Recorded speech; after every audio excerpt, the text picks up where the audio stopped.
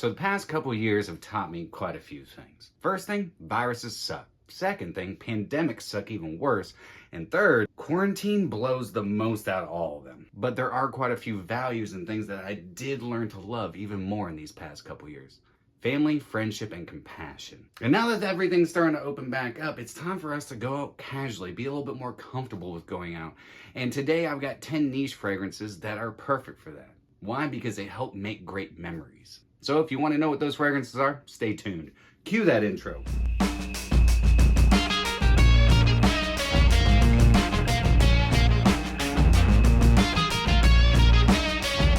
What's going on, my beautiful fragrance family? Hope each and every one of you are doing freaking phenomenal today, and welcome back to My 2 Cents. My name is Brian, and this is the channel all about helping boost your confidence through the art of fragrance and helping you become a lasting scent memory.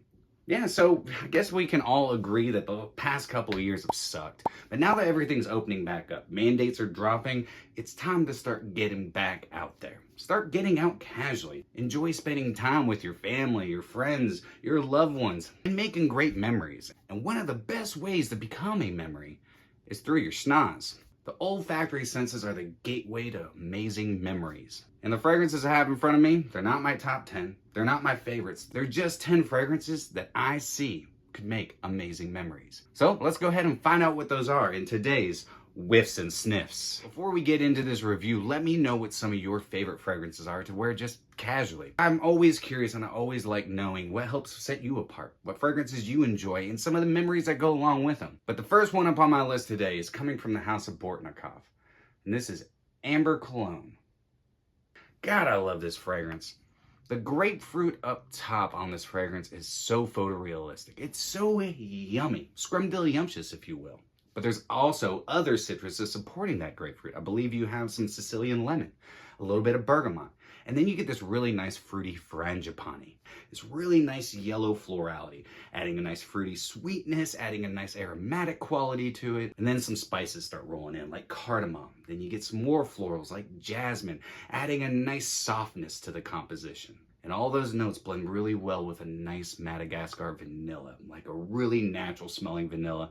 And then you get a beautiful ambergris. That's the reason it's called Amber Cologne. That ambergris is adding a nice salinic feel to it. It's also adding a nice sweetness, adding to that vanilla. And then in the full dry down, it's nice and creamy. I love Amber Cologne. Now this, out of all of the bortnikoffs that I'd put my nose on, is probably the least challenging. And in my opinion, would be one of the most memorable because you're not gonna smell like everyone, but you're gonna smell freaking fantastic. Now bortnikoffs are expensive. I believe this is about $180, $190 for a 50 ml. But if you like high-end fragrances, if you like niche fragrances, I highly suggest checking out the house of bortnikoff. You make some bangers for sure. Some of them, not so much, but a lot of them are really good. And Amber Cologne is one of my favorites. It's sweet, it's salty, it's citrusy, it's gorgeous in my opinion. So first up on my list, bortnikoff Amber Cologne. Next up comes from the house of Terence Hughes, and this one is HAZE Blue. Now HAZE Black could have been on here as well. HAZE Black is a little bit more rich. It's a little bit sweeter, but I freaking love HAZE Blue. You get musks, you get a really nice sweet orange. You also get some nice fruity pineapple blending in with that sweet orange, but then, again, not a Ventus. This is a completely different take on pineapple. There's a nice bergamot in there as well, maybe a little bit of apple and vanilla to create that pineapple accord. It's got some really nice galbanum laying in the heart, giving it a nice greenness, and then a beautiful sweet amber. This thing is super long lasting. Buttloads of ambroxan, some ICO Super I'm sure is in here as well, but man, HAZE Blue is fantastic. It's casual, it's easy, it'll make great memories because everybody's gonna be able to smell you. Because 3 sprays of this goes a long way and it goes all frickin' day. My suggestion will always be test drive any of these fragrances before you decide to go out there and blind buy it. And one thing I love about ATH is that you can get 10 mLs. And these 10 mLs are a great way to test drive, but they're also a great way to explore his entire collection because he's got a buttload of great fragrances that will help create great memories. So next up, Terence Hughes, HAZE Blue. Coming up next comes from the house of BDK Parfums, and this is Citrus Riviera. Now, Citrus Riviera, man, buttloads of citrus, lots of beautiful neroli, and you get this nice fig in there. adds almost like a watery fruitiness to it. I believe there's also a strawberry note in here, but I don't pick up on strawberry. If anything, it's adding kind of a green quality to it and also some more watery notes. And then you also get this beautiful cooling eucalyptus, kind of like aloe vera. It's cooling, it's green, it's kind of almost adds like an oily quality to it, but it's very fresh. In the full dry down, I get a lot of tonka and musks. And the tonka in this is quite powdery, but not overly powdery. The musks really help give it some projection and help it be quite long lasting. Not super beast mode, but you know, I get about 7 hours of longevity out of it, which is perfect because I don't know if I'm going to be going out with my friends and family and spending 7 hours with them and expecting them to, you know, compliment me all day. All I need to do is make a memory, and this will help do so. So next up comes from BDK Parfums, Citrus Riviera. Next up on my list comes from the house of Tom Ford, and this one is Costa Azzurra. Now this is an older formulation, obviously, because it no longer comes in the private blend line. It comes in the signature line, but they're pretty much the same. The only difference really is that the signature, the one that's on the signature line, actually lasts longer than this. You get better performance, you get better longevity. I have not picked it up. I have done my test drive. I have, you know, compared the two. I do enjoy this one and I spent a lot of money on it. So there's no need for me to get the other one right now. But if this ever runs out, I definitely will. Costa Azzurra is a great fragrance. Very transportive as well. I love transportive fragrances where you can kind of smell where they, you know, the story behind the fragrance. You get some citrus up top, like some lemon, but you're also getting this nice briny, green, salty seaweed. And I love that about this fragrance. I know that they say there's oud in this, but the oud actually kind of just adds to the woody base of this. I don't get a whole lot of oud. It's not animalic. It's almost adding to the musky qualities of this. And that's just adding to the nice transportive vibe that this fragrance entails. Full dry down, you get a lot more of the woodiness. You also get this really nice olibanum and some nice incense. Pretty much the same thing. The olibanum's adding a nice resinous quality to it, and that incense also adds just kind of a slight smokiness to it. And that's all lying on top of a nice bed of vanilla. The vanilla just adds a nice underlying sweetness. Not overly sweet whatsoever, just the ample amount of sweetness. Now this formulation, I get about 6 hours of longevity. With the new formulation, you're looking at that 7 to 8 hour mark. Though it could be different on your skin, so go by your department store and test drive it first. But I think Tom Ford Costa Azzurra is a fantastic fragrance, and I highly suggest checking it out. This next one is a very interesting fragrance, but I freaking love it. And I think it's a very unique fragrance that will help make amazing memories. And it comes from the house of Zoologist, and this one is Squid. Now they do have Seahorse out, and I do own Seahorse, and I think that is a great fragrance, but I haven't done as much wearing with that one as I have with Squid. So it'll probably show up in a list at a later date. This fragrance tells a story. It's quite transportive. It takes you out into the middle of the sea, into the middle of the ocean, swimming with the fishes. This note breakdown is interesting. You have a nice pink pepper in here, and I do pick up on that. But again, it's just adding a slight spiciness and almost a sweet, fruity quality to it. There's a bunch of salty notes and some ambergris in here, also adding a nice resinous base to it. And those salty notes, so you're getting sweet and salty. There's some green qualities floating around, like a nice algae floating on the top of the ocean. To me, this has a really interesting inky quality to it, but it's not like Silver Mountain water. It's not like that green tea inkiness. It's more like a actual fountain pen type of ink, but it's blended in there to add a metallic quality, almost an animalic quality to it as well, adding to the story, which is called Squid, and Squid's ink.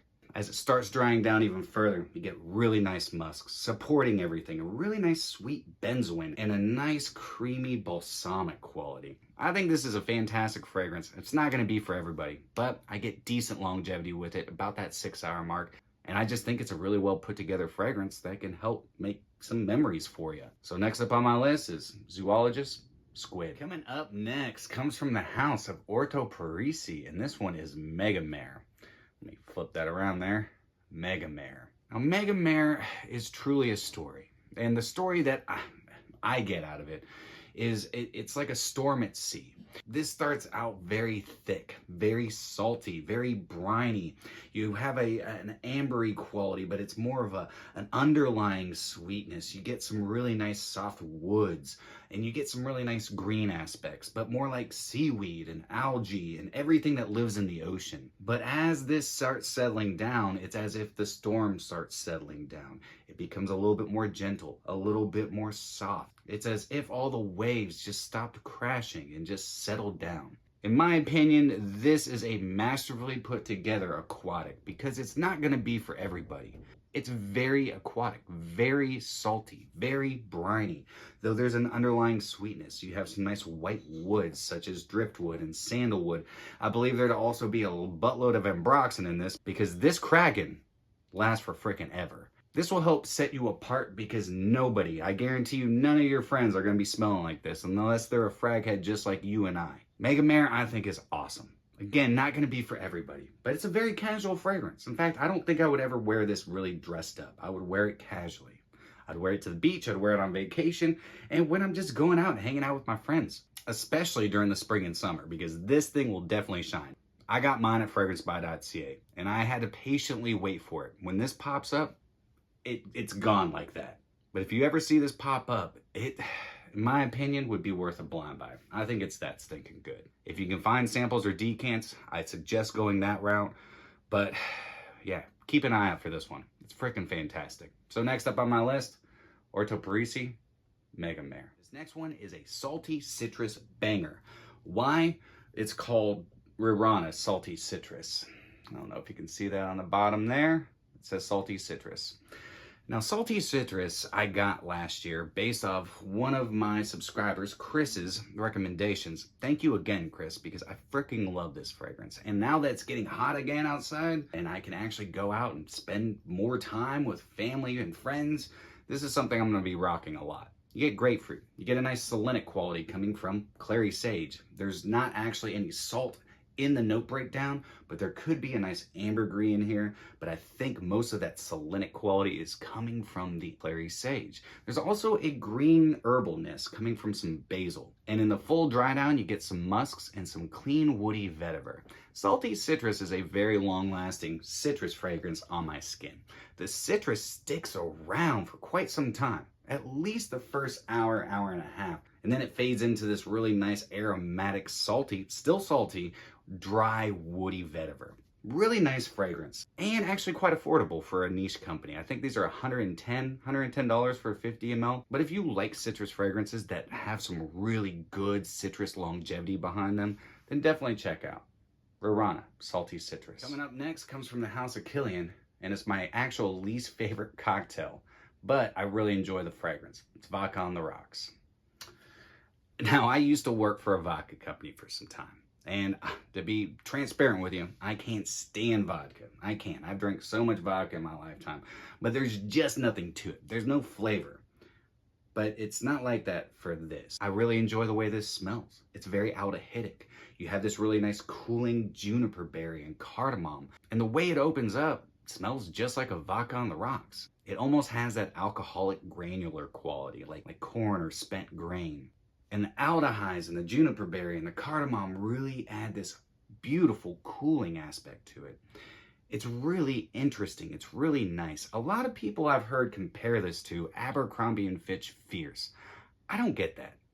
Now, there are a lot of nice musks in this. You're also going to get a nice green oak moss as it starts drying down. But laying in the heart, you're getting some really nice white florals and a nice ambroxan, giving it some legs, some longevity, because I do get really good longevity out of this. Projection, not so much.